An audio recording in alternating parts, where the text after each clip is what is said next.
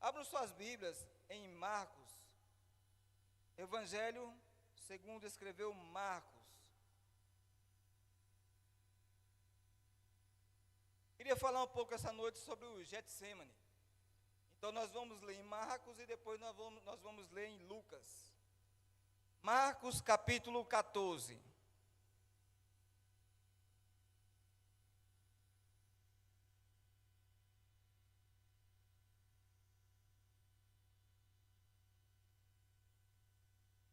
Marcos capítulo 14, nós vamos ler a partir do verso 32. Marcos 14, a partir do verso 32. A palavra do Senhor diz assim: Então foram ao lugar chamado Getsêmani. Ali, chegados, disse Jesus aos seus discípulos: Assentai-vos aqui, enquanto eu vou orar. E, levando consigo a Pedro, Tiago e João, começou a sentir-se tomado de pavor e de angústia. E lhes disse: A minha alma está profundamente triste até a morte. Ficai aqui e vigiai. E, adiantando-se um pouco, prostrou-se em terra e orava para que, se possível, lhe fosse poupada aquela hora. E dizia: Abba, Pai, tudo te é possível. Passa de mim este cálice. Contudo, não seja o que eu quero, e sim o que tu queres. Voltando, achou-os dormindo, e disse a Pedro: Simão, tu dormes? Não pudeste vigiar nem uma hora? Vigiai e orai, para que não entreis em tentação. O espírito da verdade está pronto, mas a carne é fraca. Retirando-se de novo, orou repetindo as mesmas palavras. Voltando, achou-os outra vez dormindo, porque os seus olhos estavam pesados, e não sabiam o que lhe responder. E veio pela terceira vez e disse-lhes: Ainda dormes e repousais? Basta. Chegou a hora, o Filho do Homem está sendo entregue nas mãos dos pecadores. Levantai-vos, vamos, eis que o traidor se aproxima. Abram também em Lucas, capítulo 22. Vamos ver agora a versão segundo escreveu São Lucas. Lucas, capítulo 22.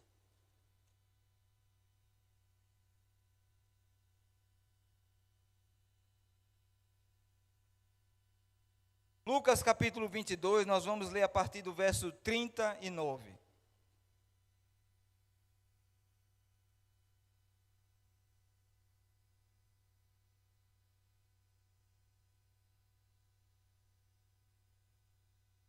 Lucas 22, verso 39. E, saindo, foi como de costume para o Monte das Oliveiras, e os discípulos o acompanharam. Chegando ao lugar escolhido, Jesus lhe disse: Orai, para que não entreis em tentação. Ele, por sua vez, se afastou cerca de um tiro de pedra e, de joelhos, orava, dizendo: Pai, se queres, passa de mim esse cálice. Contudo, não se faça a minha vontade, e sim a tua. Então lhe apareceu um anjo do céu que o confortava. E, estando em agonia, orava mais intensamente. E aconteceu que o seu suor se tornou como gotas de sangue caindo sobre a terra. Levantando-se da oração, foi ter com os discípulos, e os achou dormindo de tristeza. E disse-lhes: Por que estáis dormindo? Levantai-vos e orai, para que não entreis em tentação. Amém? Essa passagem, cujo tema de hoje é a maior batalha da humanidade. Muitas vezes, conversando com cristãos, os cristãos focam muito na cruz. E de certo, na cruz nós obtivemos nossa vitória, com certeza. Mas há um momento antes da cruz que foi muito importante. Eu diria que talvez foi um momento até mais importante do que a cruz. Por quê? Porque naquele momento, Jesus, ele vai para um lugar para orar. E poucas horas antes, ele havia feito uma ceia com os discípulos. Ele estava no meio de uma ceia, provavelmente num lugar onde havia alegria, onde estavam comendo, onde estavam bebendo. Eu imagino Jesus ali no meio da ceia, sabendo que horas depois, provavelmente, ele iria ser pego, ele iria ser traído, ele iria se entregar por nós. Mas ele esteve no meio dos discípulos, ceiou com eles, trouxe a palavra a eles, e naquele momento ali de alegria, naquele momento ali onde eles estavam desfrutando de comunhão com o Senhor, não havia tristeza no Senhor Jesus. Mas o próprio Cristo sabia o que ele haveria de passar poucas horas à frente. Ele sabia que ele haveria de entregar a vida dele por mim e por você. Então, saindo ali da ceia, ele vai para um lugar, ele vai para um jardim. E naquele lugar ele vai para o Getsemane. Ali Getsemane quer dizer lugar de prensa, lugar onde se prensava o azeite. E havia uma conotação espiritual. Porque naquele lugar onde se prensava o azeite, naquele lugar, Jesus, ele foi moído por nós. E às vezes a gente pensa, Jesus foi moído na cruz. Na cruz ele consumou. Mas os momentos antes da cruz, eu diria que foram momentos mais angustiantes para Jesus. Imagine que você está prestes a passar por uma cirurgia, ou passar por um momento delicado na sua vida, na sua saúde. Há poucos dias, eu conversando com um amigo, esse amigo veio a morrer. Mas eu conversando com ele, ele dizia que estava angustiado, porque ele haveria de fazer uma cirurgia, e essa cirurgia, ela tinha um alto risco de morte. Eu me lembro conversando com ele, ele dizia que estava angustiado, estava com medo. E a gente falava com ele, conversava com ele, tentava tirar o foco dele do que haveria de acontecer, que seria a cirurgia. Mas ele, volta e meia, se voltava para si e lembrava-se da cirurgia que ele teria que fazer, a cirurgia de coração. E eu me lembro que um dia nós estávamos jantando, eu, ele e um outro amigo. E a gente conversando e dando risada, e em um determinado momento eu olhei no olho dele, e havia uma tristeza. Por quê? Porque ele estava prestes a ir a uma cirurgia da qual ele não sabia se voltaria. E tanto é que ele foi a essa cirurgia e infelizmente ele veio a falecer. Mas o que eu quero dizer é que havia um momento de angústia profunda naquele homem que estava ao meu lado. Porque ele sabia que teria que passar por uma cirurgia, mas ele não sabia se iria resistir à cirurgia. Agora eu quero que vocês imaginem, o que é o nosso sofrimento perante o sofrimento de Jesus? Ah, Plínio, eu também sofro, eu também passo por agonia, por angústia. Eu quero te dizer que a sua angústia, a sua dor, o seu sofrimento não chega próximo à angústia que Jesus estava passando no Getsemane. Vocês acham que a angústia era somente porque ele iria ser entregue? Somente porque ele iria para a cruz? Não era. A angústia é porque todo o pecado de nós todos estava sobre ele. Havia um peso espiritual. Naquele instante, Satanás tentava fazer com que ele desistisse da cruz. E ele dizendo, Pai, afasta de mim esse cálice, se for possível. Mas se não for possível, que seja feita a tua vontade. Irmãos, havia uma angústia terrível sobre Jesus. E nessa angústia veio sobre ele uma tristeza. E aí eu queria tirar algumas lições do Getsemane. A primeira lição que nós vemos, Jesus ficou triste. Jesus é o nosso Senhor, amém? Se ele ficou triste, quem somos nós para não ficar triste? Há situações em nossas vidas que nos levam à tristeza, que nos levam à angústia, que nos levam ao sofrimento.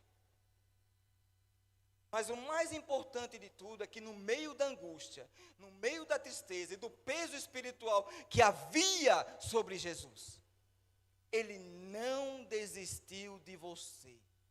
Ele não desistiu de mim.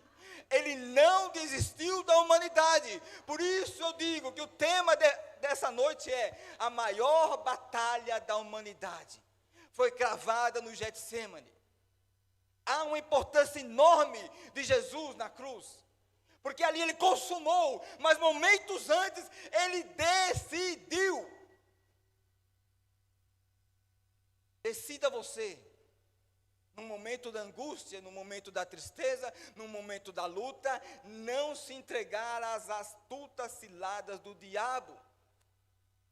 Porque em todo momento o diabo vai estar ao nosso derredor, tentando fazer com que você murmure contra Deus, tentando fazer com que você não creia nas promessas do Senhor, tentando fazer com que você abra a tua boca e murmure contra aquele do qual não há falha. Chora. Jesus se entristece. Há uma angústia terrível. Por isso eu li em Lucas também, porque há detalhes em Marcos que não deixam claro para nós o que realmente aconteceu. Mas em Lucas, quando você lê, você vê que há uma angústia profunda na qual Jesus, quando o suor vem, não vem somente suor, não vem somente água, não vem somente minerais, mas veio junto com aquela angústia, junto com aquela dor, veio um suor que vinha trazendo sangue. O sangue de Jesus, ele verteu na cruz, mas verteu também antes no Getsemane. Naquele lugar ele foi moído, porque havia um peso. Ele tinha que se entregar por nós. Ele tinha que se entregar por você. Talvez você que está aqui hoje, essa noite, ainda não entregou a vida a Jesus. Eu quero te dizer que há um amor por você, pela tua vida. Há um amor do qual aquele homem que era rei, que era Deus, se entregou por você. E esse amor é maior do que tudo. Imagine-se que Jesus é rei. Imagine-se que Jesus é Deus. Imagine-se que Jesus estava desde a fundação desta terra, junto do Pai. Imagine-se quando a palavra de Deus diz assim: façamos o homem conforme a nossa imagem. Não está no singular. Deus não disse faça o homem conforme a minha imagem. Mas Deus diz: façamos nós o homem conforme a nossa imagem e conforme a nossa semelhança. Jesus estava com Deus na criação do universo. E Jesus, ele decide vir a essa terra. Nós adoramos a um Deus que se fez homem, se fez carne, veio a essa terra e sofreu por mim e por você. E há momentos que na nossa angústia, no nosso sofrimento, há momentos que a gente olha para Deus e diz: cadê o Senhor? Eu quero dizer que Ele está no mesmo lugar de quando Ele te chamou. Ele está no mesmo lugar de quando Ele te salvou. Ele está no mesmo lugar de quando Ele te concebeu e te fez filho dEle. Não duvidem. Você pode passar por tristeza, por angústia, mas Deus continua ali. Havia um silêncio da parte de Deus? Sim. Mas Deus estava com Jesus. Fique triste, mas não desanime. Fique angustiado. Isso é normal e é natural ao que passamos nessa terra. Nem sempre nessa terra iremos apenas dar risada, sorriso e alegria. Mas há momentos de angústia, de tristeza e de sofrimento. Isso não quer dizer que Deus não continua conosco. Isso não quer dizer que Deus não olha por nós. Isso quer dizer que Deus está conosco, Deus está nos lapidando. Imagine se viéssemos a Cristo e a partir do dia que entregássemos a vida a Jesus, nada mais de ruim acontecesse. Seria muito bom, igreja. Mas o fato verdadeiro é que não é assim. Temos um Deus forte, eficaz e vivo, mas às vezes oramos e pedimos a Deus e Ele não responde. Ele tem o porquê dele. O fato é, eu e você, mesmo que mesmo que a tristeza bate no nosso coração, não murmure contra o Senhor. Porque Jesus estava prestes a ir à cruz e não murmurou contra Deus. Porque ele poderia dizer: Deus, o Senhor me trouxe nesse lugar para morrer por esse povo, que amanhã vai me bater, que amanhã vai me cuspir, por aqueles que ainda vão nascer, por aqueles que um dia não vão querer ouvir a minha mensagem, a minha palavra. Ele não disse isso. Houve uma profunda tristeza, uma profunda angústia. E o Getsemane nos mostra que o nosso rei teve momentos de alegria, mas também teve momentos de tristeza. Se ele teve, eu e vocês somos imitadores dele. Também iremos passar por momentos de dificuldade e por momentos de tristeza. Amém? Primeira lição: no Getsemane, Jesus ficou triste. Segunda lição: solidão humana. Jesus, ele vai para o Getsemane e ele convida ali, dentre todos os discípulos que estavam com ele, ele diz: fiquem aqui que eu vou ali orar. Nesse momento ali, ele leva Pedro, Tiago e João para orar com ele. Mas Pedro, Tiago e João dormiram. Segunda lição: há sim uma solidão humana. Há momentos que nós estamos passando por um momento de aflição em nossas vidas. Há momentos que estamos passando por um momento de tristeza em nossas vidas. E nesses momentos de aflições, nem sempre o pastor vai estar conosco, nem sempre o líder da célula vai estar conosco, e nem sempre o nosso cônjuge vai estar conosco. Vai ter momentos de aflição, de angústia, que você vai chorar sozinho no banheiro. E você não vai ter filho, você não vai ter mãe, você não vai ter pai ao seu lado, você não vai ter a esposa. Vai ser você e Deus. Solidão humana. Eu não falei que você vai ter uma solidão divina. A sua solidão humana vai te fazer chegar-te aos pés da cruz, aos pés de Deus. Porque quando não tiver, pastora, gente para você falar, eu quero dizer que haverá sempre a presença de Deus para te ouvir. Mesmo que não haja pessoas, mesmo que não haja gente, mesmo que o pastor não esteja ao teu lado, porque nem sempre ele vai estar. Eu quero te dizer uma coisa: Jesus disse: eu estarei contigo até o fim dos tempos. Jesus está lá conosco, naquele momento, naquele dia de angústia, naquele dia daquela solidão, em que é só você e Deus. Quero te dizer essa noite: naqueles dias, você não estará sozinho. Porque Jesus não estava só. Talvez Satanás estivesse ali olhando para Jesus, Jesus orando e pedindo: Pai, afasta de mim esse cálice. Eu acho que Satanás olhava e dizia: agora você está frito. Agora você vai morrer de tristeza aí. Agora não tem Pedro, Tiago nem João. Você trouxe eles, mas eles estão dormindo. Porque eles estão cansado. A Bíblia diz que eles estavam com os olhos pesados. Por quê, igreja? Porque aquele momento ali era de Jesus com o Pai. Há momentos em que você vai ter que buscar a Deus sozinho. Ah, Plínio, e não é bom eu chamar o irmão, chamar o pastor para orar por mim? É bom demais. E eu quero também. Eu entrei ali agora há pouco e pedi para o pastor orar por mim. Muito bom.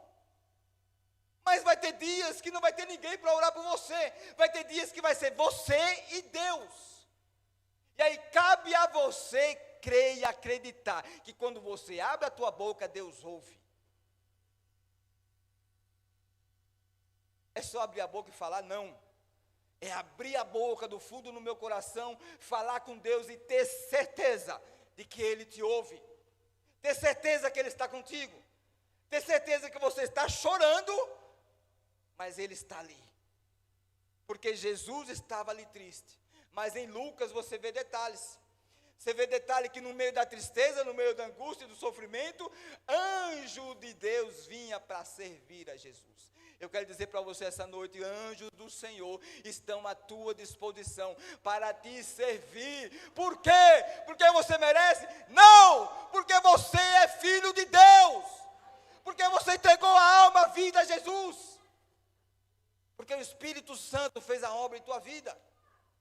Não é por teu mérito, pelo teu merecimento, mas é pelo que Ele fez, é pelo que Jesus fez, é pelo que o Espírito Santo fez e faz e fará. Igreja, quantos livramentos que você viu e que você não viu? Você está aqui hoje de pé, você está aqui hoje ouvindo a mensagem, ouvindo a palavra. Quantos livramentos de morte Deus te deu? Você não viu, mas Deus fez. Você não viu o anjo? Nós não precisamos ver, bem-aventurados são aqueles que não viram, mas creem. Eu não preciso ver anjo, mas eu preciso crer que o anjo do Senhor está ao meu lado. Isso basta, igreja. Segunda lição, a solidão humana. Terceira lição, no Getsemane, a oração. Jesus diz: assentai-vos aqui, que eu vou ali. Era de costume Jesus orar. Jesus tinha o costume de orar.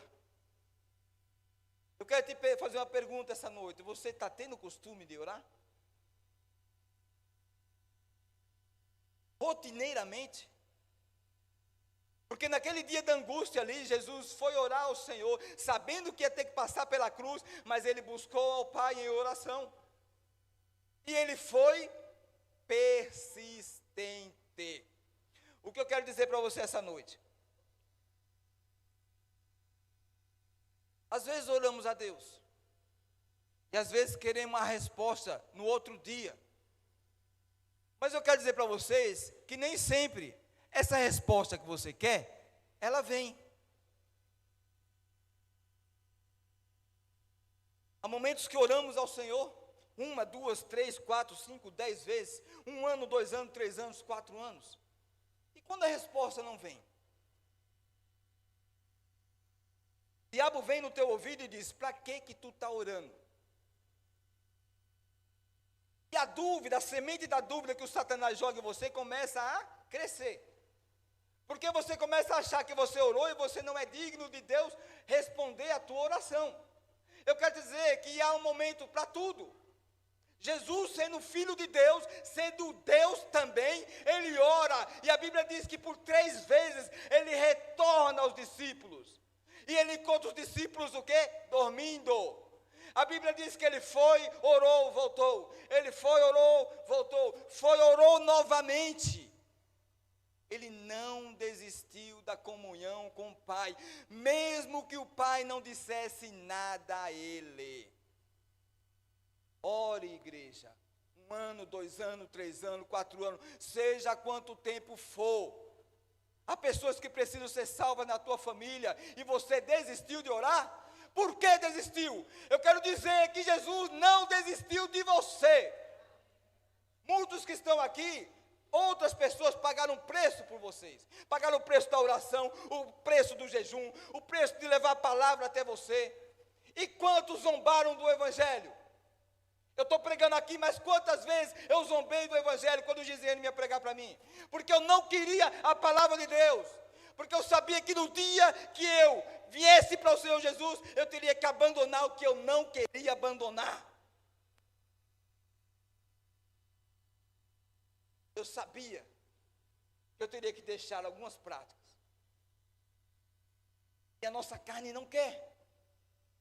A nossa carne não quer abandonar determinadas práticas. A nossa carne não quer abandonar o mundo. Aí eu quero dizer para vocês, quantos de nós zombamos do Evangelho? Pessoas pagaram o preço por nós. E esquecendo pessoas, Jesus não desistiu de nós. Jesus, ele foi ali para o Getsêmani, ele orou ao Senhor, ele batalhou em oração, ele não desistiu da oração, enquanto ele não saísse dali cheio e capacitado da parte de Deus. Porque quando você lê no finalzinho, ele diz o quê? Levantem, vamos, chegou a hora que o traidor vem. Jesus orou tanto, ele se encheu tanto, que quando você vê aquele momento no início de tristeza, de angústia e de sofrimento, você vê um momento de humanidade dele que ficou ali sozinho com Deus. Mas ele ora, ele busca, ele clama ao Senhor, ele se prostra ao Senhor. Há historiadores que falam, e eu não sei se é verdade, mas há historiadores que falam que esse costume que nós temos, cristãos, de se ajoelhar, ele veio depois de Jesus. Eu não sei se é verdade. Porque os judeus, geralmente, eles oram em pé, normalmente. Não estou dizendo que eles também não se ajoelham. Mas, normalmente, quando você vê um judeu orando, você pode olhar na internet, no Muro das Lamentações, eles estão em pé. Quando o Filho de Deus vem a essa terra, sendo Filho de Deus, sendo judeu, ele quebra os paradigmas. Por quê? Primeiro de tudo, o judeu, ele se relacionava a Deus, não como pai, mas como Deus.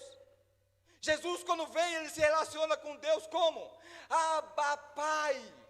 Ele tinha convicção de que Deus não era só Deus, mas era Pai. Ele tinha convicção do quê? Que ele tinha que buscar e se prostrar perante Deus. Aí você diz, mas ele não era Deus, ele era, não, ele é.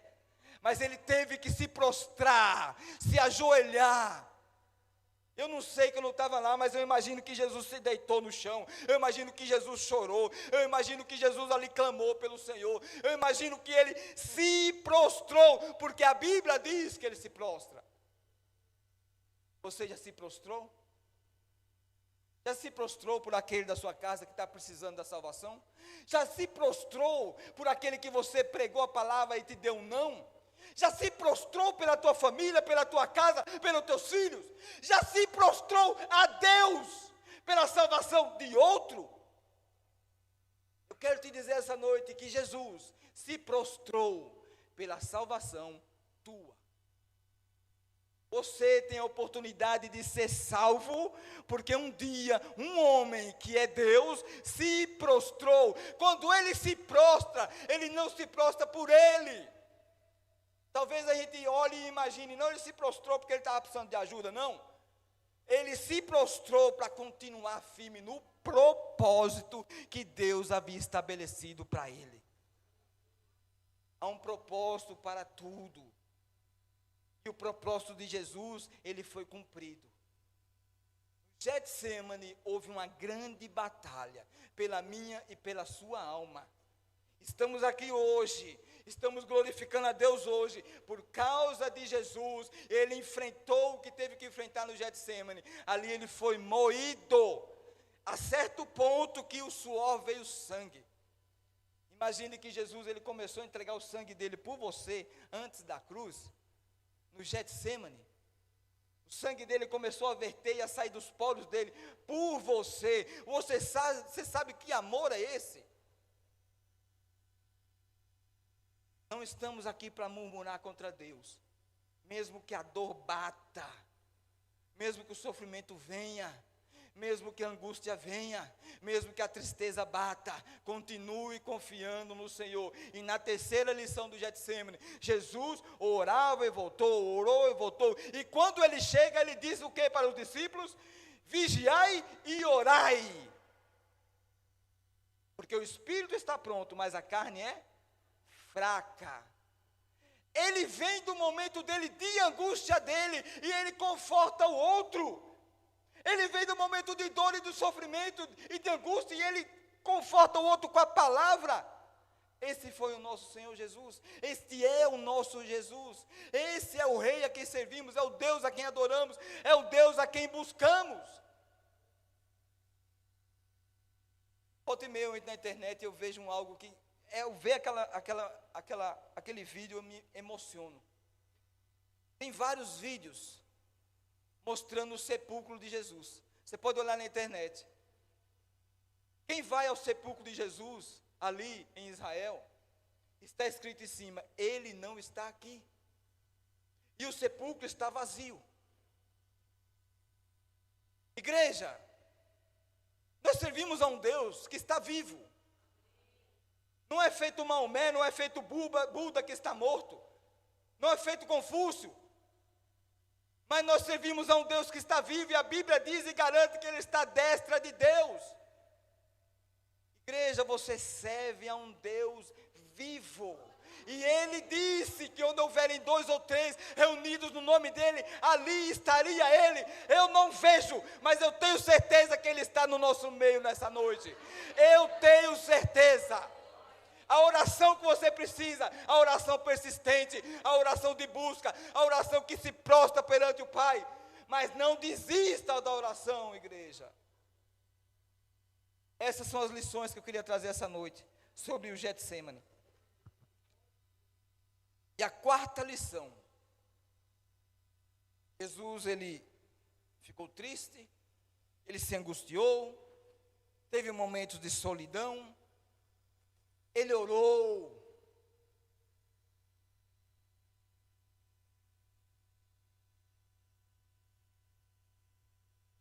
Verso 46, lá de Lucas, olha o que está escrito. E disse-lhes: por que estáis dormindo? Levantai-vos e orai, para que não entreis em tentação. Jesus venceu. Ele foi tentado a deixar a cruz antes da cruz. Ele foi tentado a não ir para a cruz, mas ele venceu. Porque ele orou, ele buscou a Deus, e ele chega aos discípulos e ele diz: olha, vigiai e orai para que vocês não entrem em tentação. Ele estava querendo dizer: eu fui tentado, mas eu não caí. E se ele foi tentado e não caiu, eu quero dizer para você essa noite: você é capaz também. Mas o que cabe a você e a mim? Vigiar e orar. E a Bíblia garante, ela garante que se você vigiar e se você orar, você não vai cair. Você pode ser tentado, mas você não vai cair. Quando Jesus começa o ministério dele, a primeira coisa que o Espírito Santo faz, deixa ele ir ao deserto, e lá ele foi tentado pelo inimigo. E naquele deserto ali, ele foi tentado por Satanás. E Satanás tenta ele o quê? A primeira tentação: transforma essas pedras em pão. Jesus estava com fome. Eu quero dizer para você dessa noite: Satanás nos observa, infelizmente. Ele sabe aonde é a sua área fraca. Ele sabe aonde possivelmente você pode cair. Ele sabe aonde a fome está batendo. Por isso Jesus vem e nos diz: vigia, porque o nosso inimigo está ao derredor. Ele está tentando a todo momento uma brecha. Ele quer que você abra a brecha, porque na hora que você abre a brecha, ele entra. Cuidado, irmãos. Jesus disse: vigiai e orai, para que não caiam em tentação. A tentação virá. Cair não é certeza que você caia. Se você vigiar, se você orar, se você buscar a Deus, se você tiver ali comunhão com o Senhor, a tentação vai vir, mas você não vai cair. E a maior tentação de todas é fazer com que você murmure contra teu Deus. Fazer com que você não creia, não acredite, não busque ao Senhor. Fazer com que você pense que a tua oração não foi validada por Deus. Igreja, às vezes oramos sim. E nem sempre Deus responde da forma que queremos. Mas cabe a nós o que? Continuar buscando a presença do Senhor. O Senhor Jesus assim o fez. E a 4ª lição que nós temos aqui do Getsemane é que ele foi consolado. Ah, Plínio, como você sabe que ele foi consolado?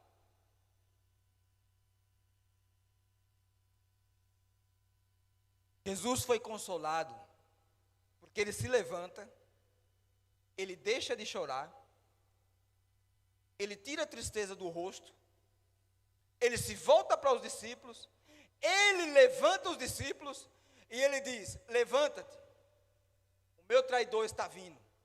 E quando vem o traidor, e quando vem ali os homens para prender a Jesus, ele não corre. Eu quero te dizer que a oração te fortalece para você não correr da angústia.